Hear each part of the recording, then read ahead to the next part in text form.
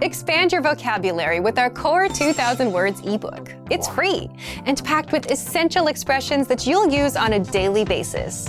Start building your vocabulary today. Click the link in the description below to download your free Polish ebook before it's gone.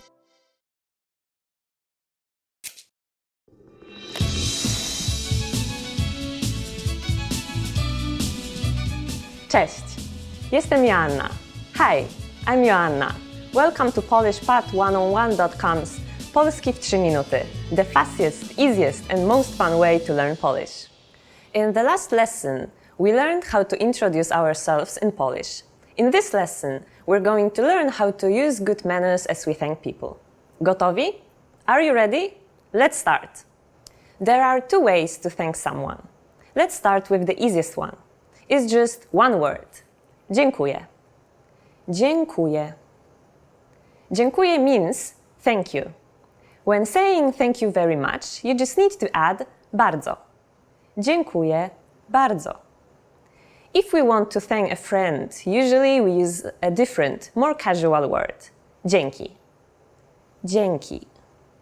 Dzięki is very similar to the English thanks. So you shouldn't use it when your friend did something especially nice for you or when the situation is serious. We usually use it to thank for small favors. For example, if a friend bought a drink for us, lent us a pen, helped us carry our bags, and so on. How do you answer? It's easy. Here are 2 different ways to do it. The first is nie ma za co. Nie ma za co. This means you're welcome. Nie ma za co can be used with anybody, except in a very formal situation.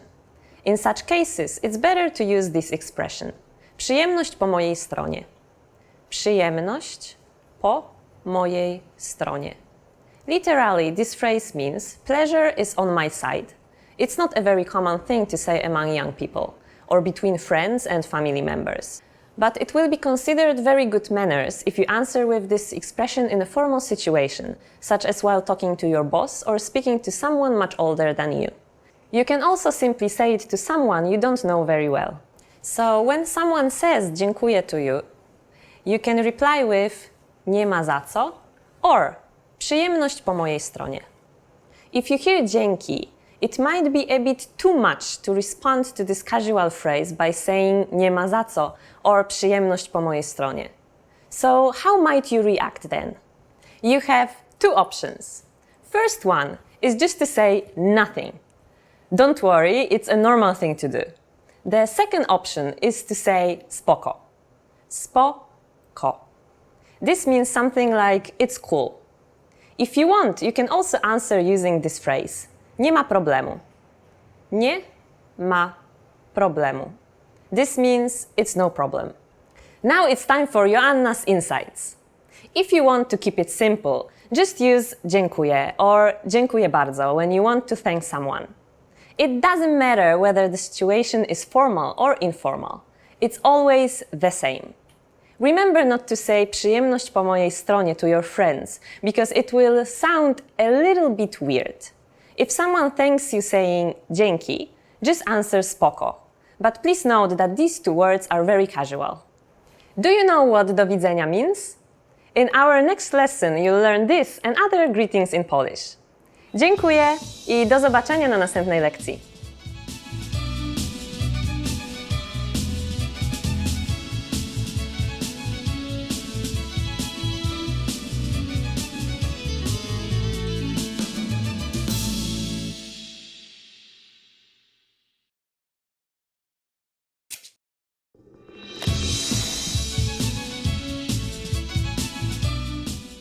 Cześć, jestem Joanna. Hi, I'm Joanna. Welcome to PolishPad101.com's Polski w 3 minuty, the fastest, easiest and most fun way to learn Polish. In the last lesson, we learned the phrase przepraszam. Czy mówisz po angielsku? Excuse me, do you speak English? We mentioned the word przepraszam, which means excuse me. In this lesson, we're going to learn how to apologize in Polish. It's very easy. First of all, good news. We don't differentiate between I'm sorry and excuse me. In Polish, we have just one word, przepraszam. which can be used in both situations when we want to apologize or draw someone's attention. There's also no difference between formal and informal situations. It's always the same przepraszam. Let's go through some situations in which przepraszam can be used. If you want to draw someone's attention, just put przepraszam in front of the question. For example, przepraszam, czy to miejsce jest wolne?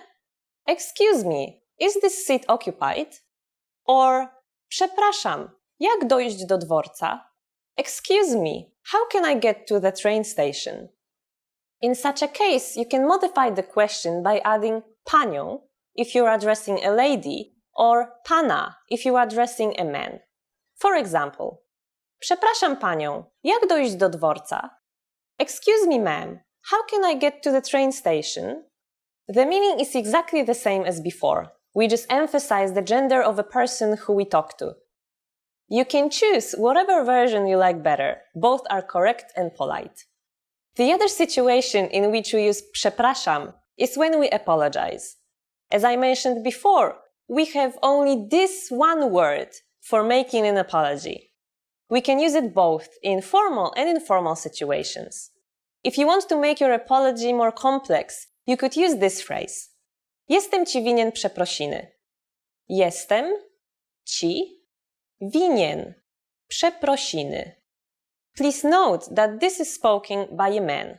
Woman would say, jestem ci winna przeprosiny.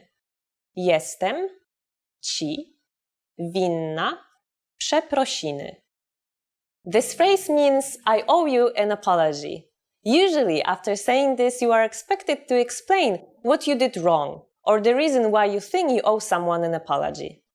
There's one colloquial word used to apologize among young people. It's almost the same as the English sorry. We say sorry. Sorry.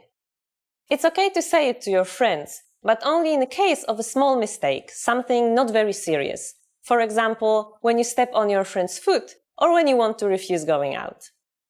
Now it's time for Joanna's insights. Making an apology in Polish is very easy. It's enough to just say przepraszam. Here, you don't have to worry about speaking formally or informally, or the age and gender of the person you are talking to. Do you know how to count in Polish? In the next lesson, we will learn the numbers in Polish from 1 to 10. I'll be waiting for you in our next Polski w 3 minuty lesson. Do zobaczenia!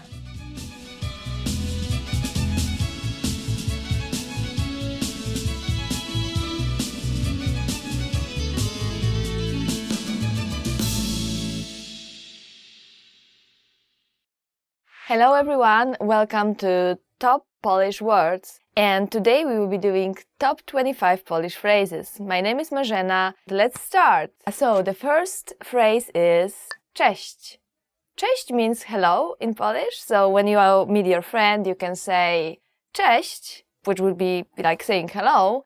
But then again, you can use cześć to say bye as well. For example, when you meet your friend, you can say cześć, and then when you have to go back home, you can say cześć again. So this one is pretty useful. So our next phrase is dzień dobry. Dzień dobry means good morning in English, but actually what it literally means is dzień, which is a day, and dobry, which is good. So actually what you are saying, it's good day. That's why we can use it through the whole day, not only in the morning. You can say it in the evening as well, or in the afternoon. You can say it to your friends or to your family and to a person you don't know as well. So feel free to use it anytime you want. And our next phrase is dobry wieczór. Dobry wieczór means good evening, literally means good evening.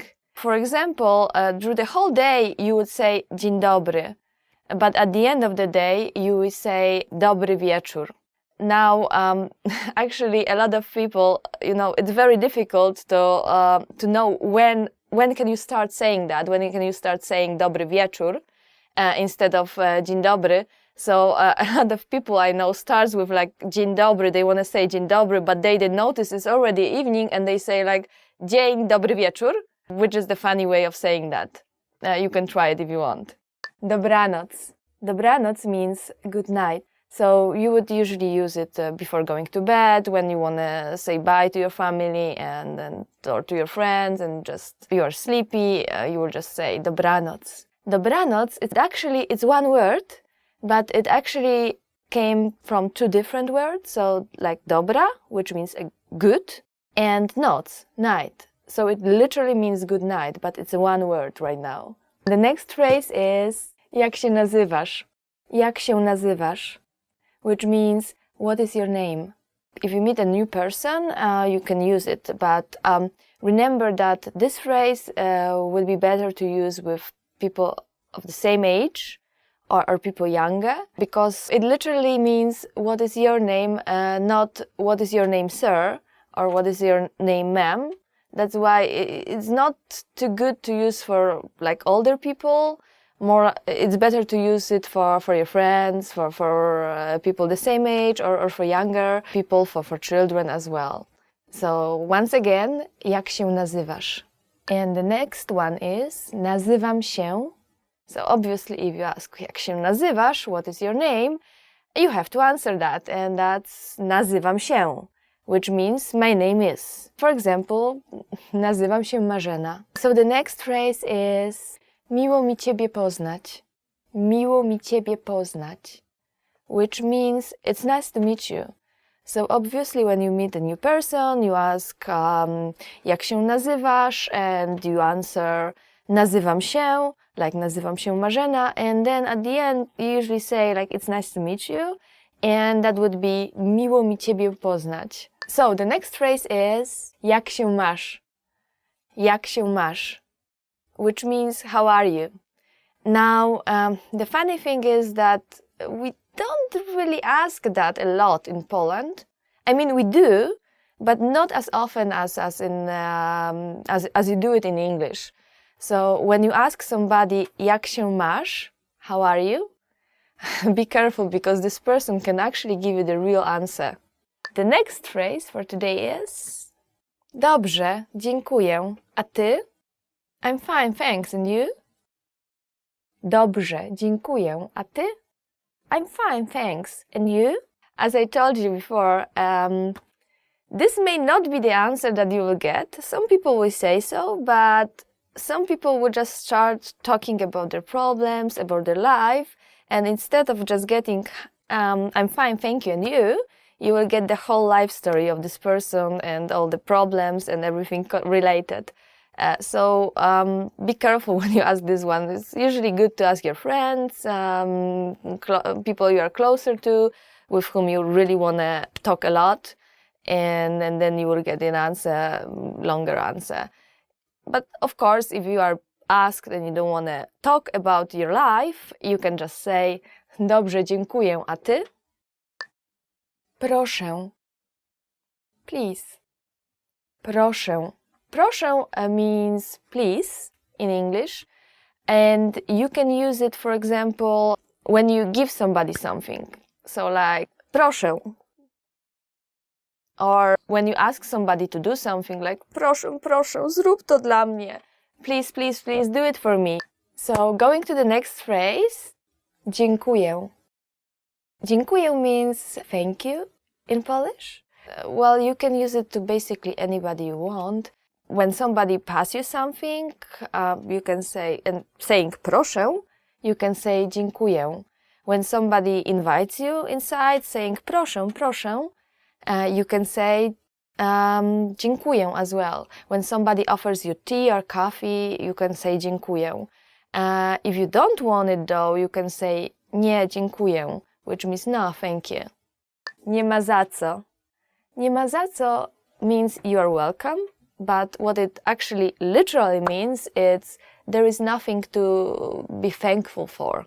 So we usually say dziękuję, and the other person would say nie ma za co.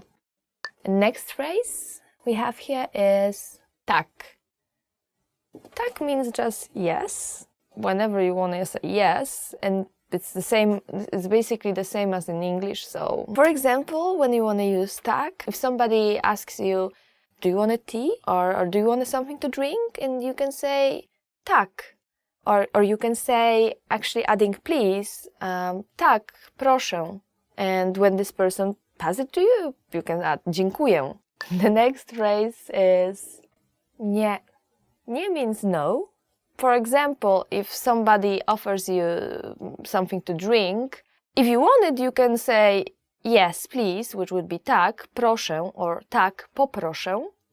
But if you don't want it, you can say nie, or you can say nie, dziękuję, adding thanks to that. So, do you want something to drink? Nie, dziękuję. And next phrase is dobrze. Dobrze means okay. So, for example, when your friends asks you to go somewhere, or like, do you want to go grab something to eat together? And you can say tak, or you can say dobrze, let's go. Yeah, sure, okay, let's go. Or if they ask you if you want to go together for a trip, you can say yeah, sure, dobrze. Yeah, I want to go. The next phrase is przepraszam. Przepraszam has many different meanings. So it can mean excuse me, but it also can mean I'm sorry. So you will see a lot of Polish people mixing excuse me and I'm sorry in English because it's actually one word in Polish.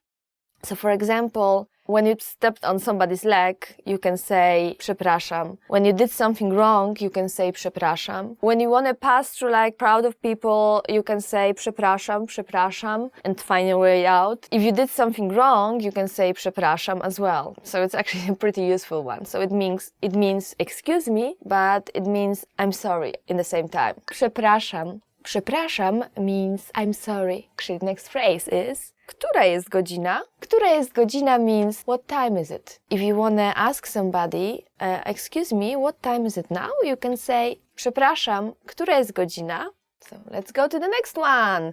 Another very useful phrase. Gdzie jest toaleta? Gdzie jest toaleta? Which means where's the toilet? So gdzie means actually where. Jest means be or to be, and toaleta is toilet. So gdzie jest toaleta means where is the toilet.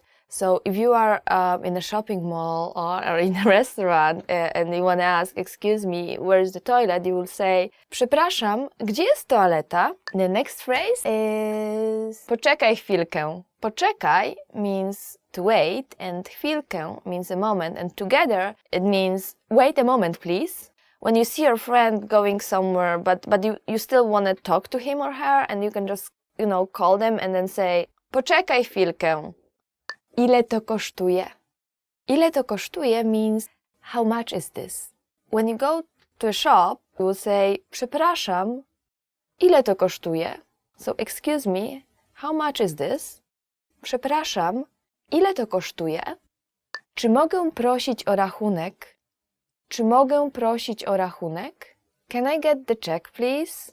So imagine you are sitting in a very nice Polish restaurant eating pierogi or any other wonderful Polish dish, and you've just finished and you just want to get your bill.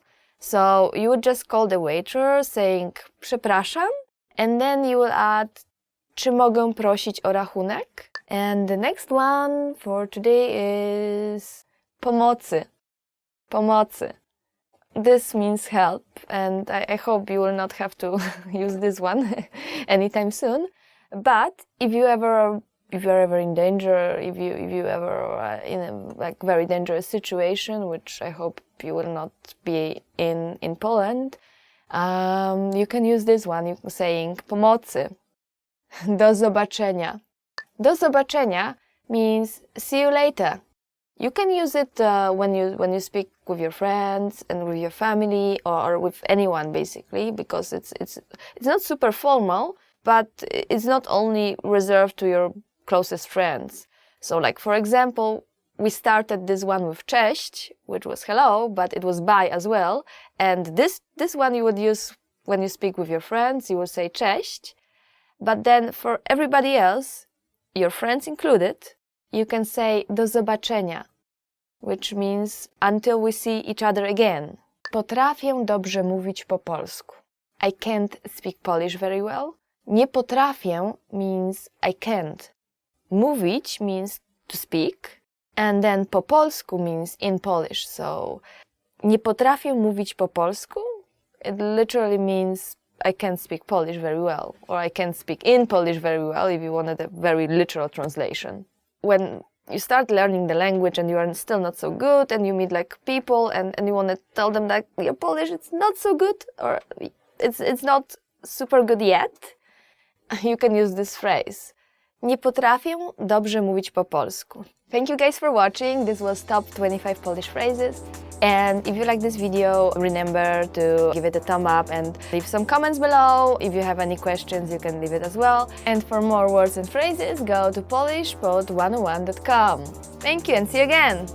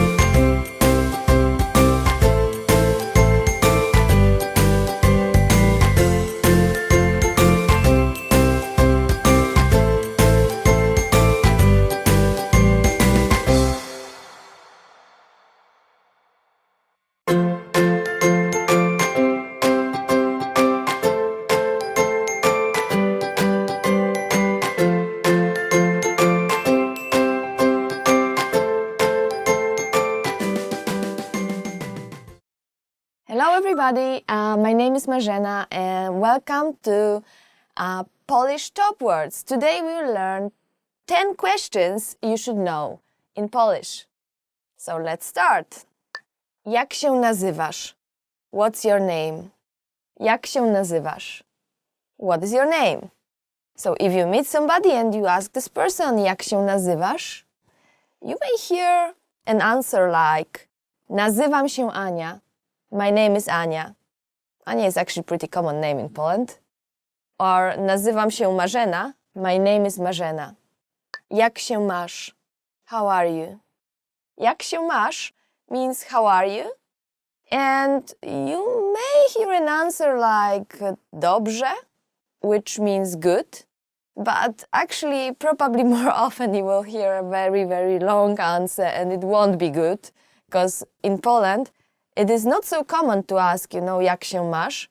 You do ask that, but you ask that only, people you are very close friends with. And you kind of need to expect a longer answer and that people will actually tell you the truth about their life and what wrong happened in it. And it's usually wrong because Polish people love complaining. So be careful with this one. If you don't have time for a longer talk, just don't ask it. Skąd jesteś? Where are you from? Skąd jesteś? Where are you from? So you may hear this question if somebody notices that you are not from Poland. And for example, if you are from America, you can answer z Ameryki, from America. So basically you just put z and then the country. Kiedy masz urodziny? When is your birthday? And if you make new friends, you may hear a question like Kiedy masz urodziny? Which means when is your birthday? And a good answer for that would be just giving, the month and day. You don't have to answer in a whole sentence. So you can say, for example, 8 lutego. 8 lutego, which is February 8th. This is actually my birthday. Gdzie mieszkasz? Where do you live? Another question you may hear is Gdzie mieszkasz? Gdzie mieszkasz? Gdzie mieszkasz means where do you live? And when you can answer like in details, telling the street, saying the street and everything else, or you can just, say mieszkam w Krakowie, which means I live in Krakow. Gdzie pracujesz? Where do you work? Another question you may hear in Poland is Gdzie pracujesz? Where do you work? And it can be about the place or it can be about the company. So, for example, if you don't want to say the company or you are like, reluctant, you just want to say, okay, I work in Krakow, you say pracuję w Krakowie. If you want to say the company, on the other hand, you can just say pracuję w and change Krakowie, Krakow, to the name of a company. Jaki jest twój numer telefonu? What's your phone number? If somebody likes you really much, then they may ask about your phone number, saying, jaki jest twój numer telefonu? What is your phone number? So you can answer that saying, mój numer telefonu to 693 408 896, which means my number is 693 408 896. Just notice that in Polish we usually break it into like groups of 3 and we say not 693, we say 693, which is 693. Gdzie się nauczyłeś polskiego? Where did you learn Polish? Now, because studying Polish it's not so common and you don't actually learn it at school in a lot of countries, you may hear a question, gdzie nauczyłeś się polskiego? Where did you learn Polish? Well, you can answer, for example, w szkole językowej, which means in language school. Czy lubisz polskie jedzenie? Do you like Polish food? Another question you may hear as a foreigner is, of course, do you like Polish food? Which in Polish is, czy lubisz polskie jedzenie? Czy lubisz polskie jedzenie?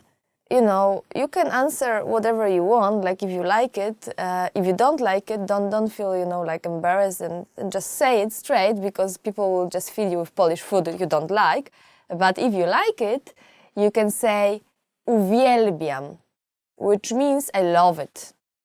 Kiedy przyjechałeś do Polski? When did you come to Poland?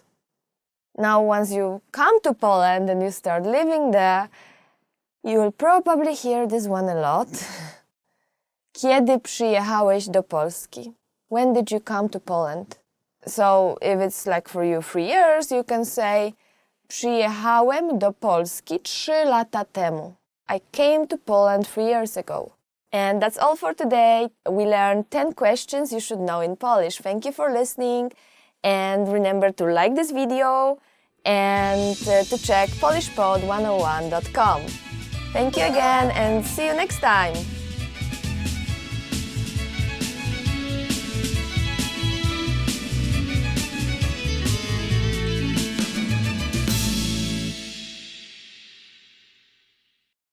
Hello everybody, welcome to Top Polish Words. My name is Marzena and today we will learn 10 phrases to amaze native speakers. So let's go!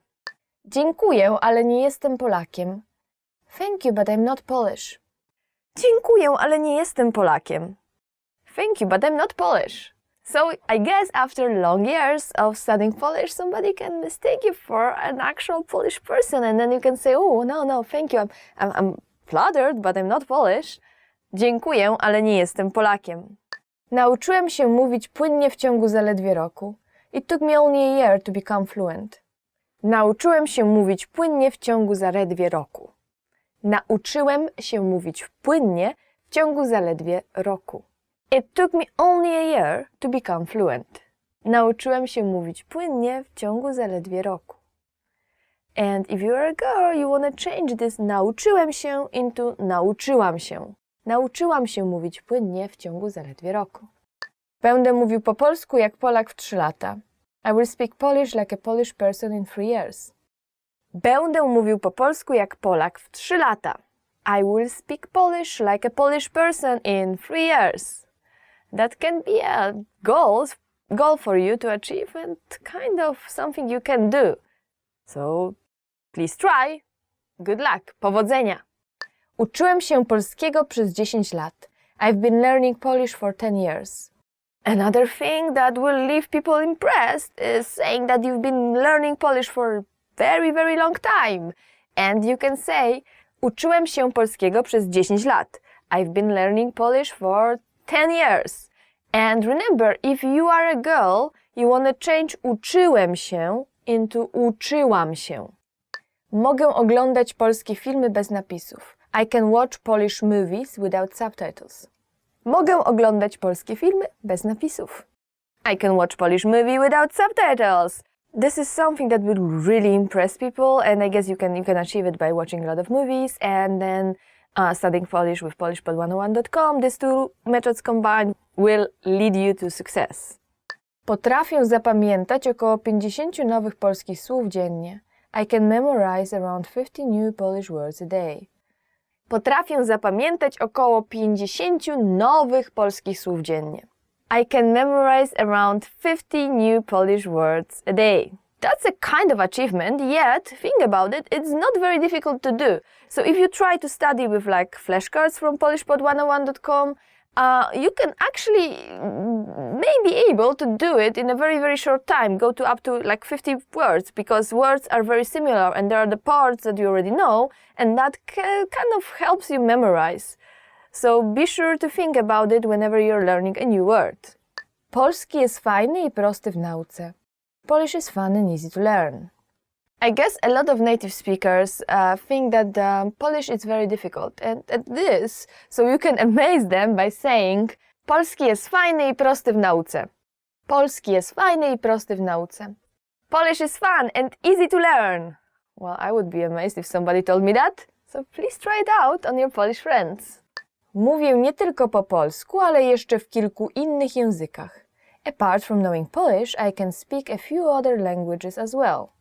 Another thing that many people find amazing is if you can speak not only Polish but other languages as well. So in that case you can say mówię nie tylko po polsku, ale jeszcze w kilku innych językach. Apart from knowing Polish, I can speak few other languages as well. That's definitely something to amaze your friends. Uczę się polskiego samodzielnie. I'm learning Polish all by myself.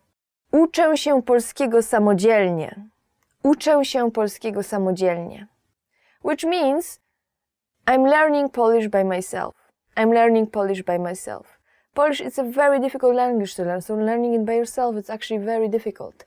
It requires some time, it requires effort, yet if you can do it, that's really amazing. Go for it. Nie mam najmniejszych problemów z polską ortografią.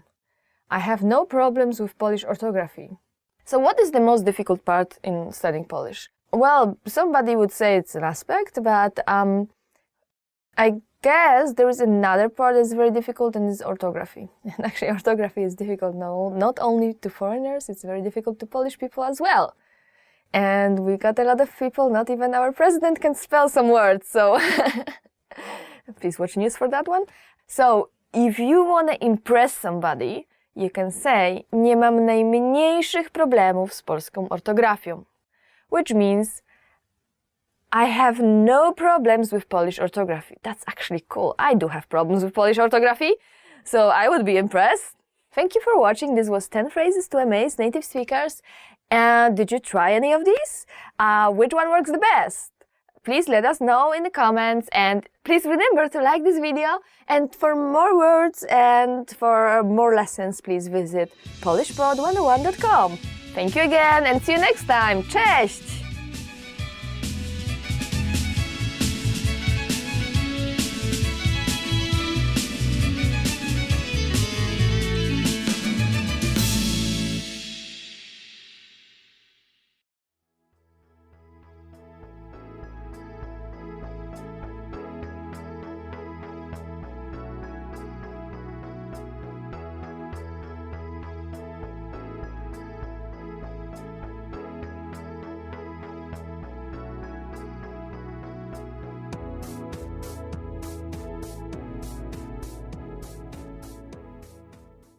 Hello everyone, my name is Marzena. Welcome to Top Polish Words. Today we will learn 15 must-know family words. Are you ready? Rodzina, family. You may know another word which is very similar to rodzina. Rodzić, rodzić, to give birth to. Rodzić. Or another one, urodziny, birthday. So it's all related to giving birth, to birthday.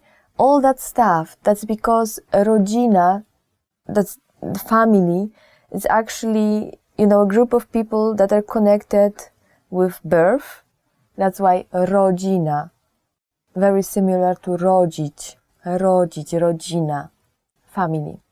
For example, you can say, masz bardzo dużą rodzinę, masz bardzo dużą rodzinę. You have a very large family. Masz bardzo dużą rodzinę.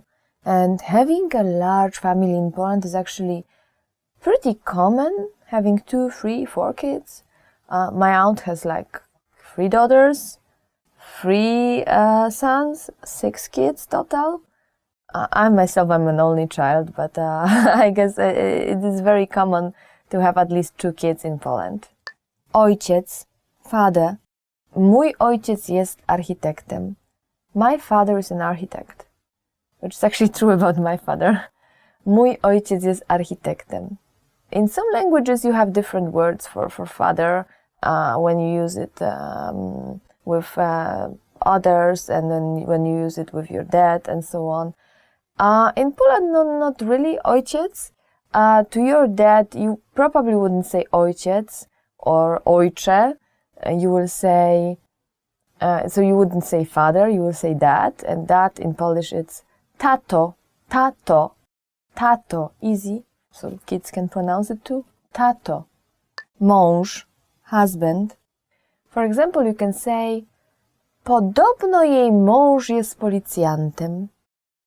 Podobno jej mąż jest policjantem. Apparently her husband is a police officer. Podobno jej mąż jest policjantem. Syn, son. So, usually you will say syn, but if it's a small kid, you will rather use synek. So, for smaller kids, synek. And you can, for example, say, mój synek ma już 10 lat. Mój synek ma już 10 lat. My son is already 10 years old. Brat, brother. So, for example, if you have only one brother, you can say, mam jednego starszego brata. Mam jednego starszego brata. I have one older brother. Family in Poland is very important, and of course so is your brother or your sister. And well, I myself, I don't have any, but I know that people get really attached to their siblings, and they visit them often, they talk very often. So in some countries it's not so common, but in Poland, yes, it is. Wujek, uncle. You can say, for example, wujek już z nami nie mieszka. Uncle doesn't live with us anymore. Funny thing about Polish uncles and aunts as well.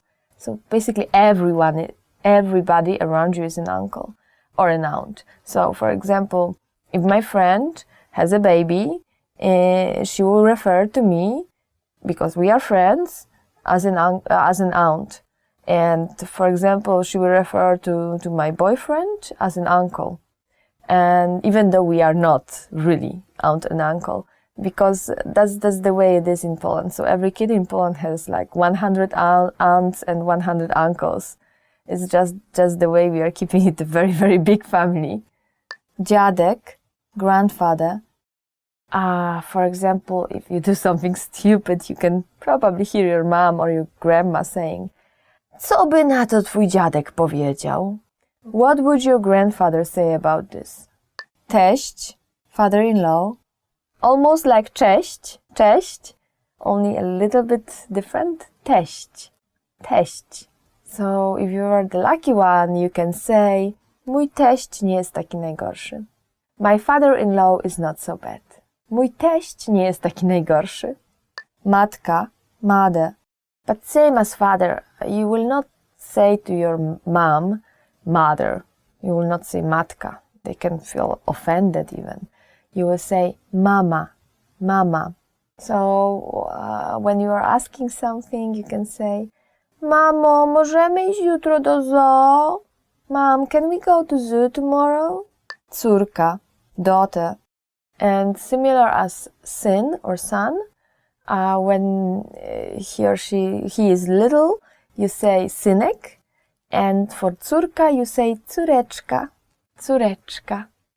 You can, for example, say, mam dwie córeczki, which basically means I have two daughters. Siostra, sister. Moja siostra pracuje w urzędzie miejskim. My sister works at the town hall. Żona, wife. So you probably know the word ona, she, ona. So just add ż, żona. Ona, żona. And you can ask, for example, gdzie jest twoja żona? Where is your wife? Teściowa, mother-in-law. So father-in-law was once again teść, and here we've got mother-in-law, which is teściowa. Jutro jedziemy do teściowej. We are going tomorrow to visit the mother-in-law, and that can be very scary jutro. Jutro jedziemy do teściowej. We are going tomorrow to visit the mother-in-law. Babcia, grandmother, or grandpa will be dziadek as well. And grandmother or grandma is babcia. And Polish grandmothers, oh my God, they can cook you like the whole fridge, and you will get stuffed, and then you won't be able to walk anymore, and then she will be asking, oh, are you okay? You sure you don't want any more? Like, I have like this and this and this, and then help yourself with this. And 5 minutes later, she will be serving you another meal. That's basically what it usually happens every single Polish house. For example, you can say, moja babcia skończyła wczoraj 80 lat. My grandma turned 80 yesterday. Ciocia, aunt. And as I already said, every single female around your kid will be this kid's ciocia. So, like my friend, he has a 4-year-old daughter, and she knows that I'm her ciocia. Although I'm not a ciocia at all. Like we basically have known each other for like maybe only 4 years. Doesn't matter. We don't have any relationship, anything. But I'm her ciocia because that's what we usually do. We call everybody around ciocia or wujek. And for example, you can say, ciocia cię bardzo kocha. Auntie loves you very much. Okay, that's all for today. Thank you for watching. Today we learned 15 must-know family words. How large is your family? Please leave us a comment. Remember to like this video, subscribe to our channel, and go to polishpod101.com for more videos like this. See ya!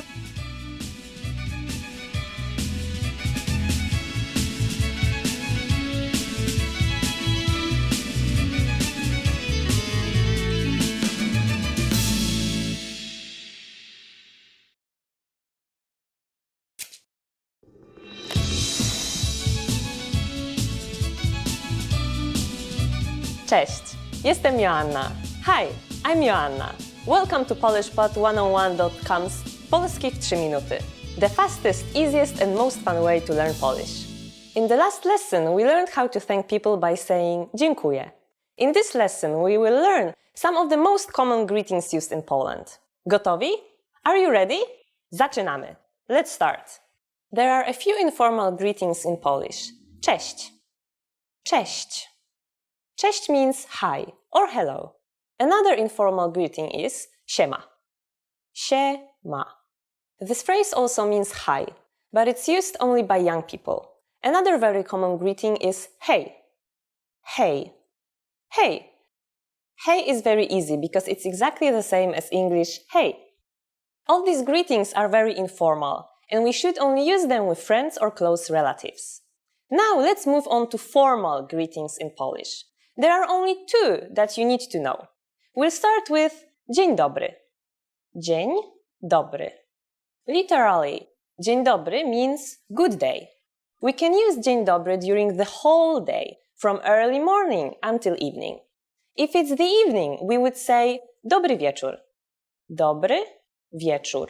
What should you say when you leave? Polish people usually say do widzenia when living in a formal situation. Do widzenia. Do widzenia means goodbye. If, however, we are saying goodbye to friends or relatives, we can use the informal papa. Pa, or simply pa. Now you can greet people and say goodbye in many different ways in Polish. Let's review them all again. First, formal greetings. Dzień dobry. Use this phrase during the day. Dobry wieczór. Use this phrase in the evening. The informal greetings are cześć, siema, hej. When living in a formal situation, we say do widzenia. And in an informal situation, it's papa or just pa. Easy, isn't it? Now it's time for Joanna's insights. Do you remember siema? It's an abbreviation of jak się masz, which means how are you? But we just use it in the same way as hi. It's a very common greeting among young people. You will find, as you continue to study Polish, that new greetings constantly appear among young people who often come up with new uses for well-known phrases or their abbreviations. During the next lesson, we'll learn the meaning of the phrase czy mówisz po angielsku? Do you already know it? See you in the next Polski w 3 minuty lesson. Pa!